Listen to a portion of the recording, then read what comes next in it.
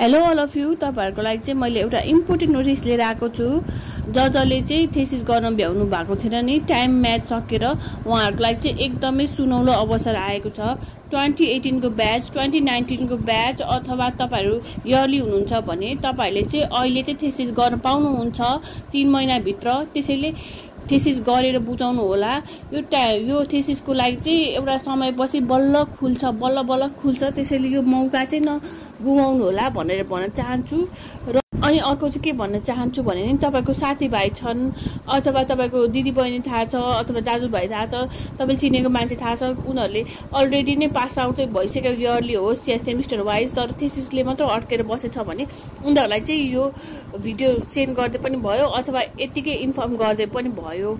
किन भनेर भन्दाखेरि चाहिँ हैन, मान्छेहरुमा चाहिँ जसलाई चाहिँ ब्याक लागेको हुन्छ नि, उनीहरूले चाहिँ इन्फर्मेसन हेर्न पनि चाहँदैनन् किनभने त्यसले ट्रमा जस्तो हुन्छ नि त। त्यसैले तपाईले चाहिँ अब एउटा इन्फर्मेसन दिँदा न तपाईको पैसा पर्छ न तपाईको केही पर्छ नि त।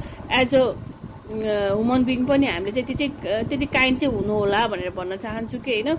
किनभने यो त आफ्टर अ लङ टाइम खुल्छ नि त, एउटा समयपछि बल्ल खुल्छ। त्यसैले यो कुराहरु चाहिँ तपाईले चाहिँ सेन्ड गरिदिनु होला कसैलाई अथवा तपाईले भनिदिनु होला है।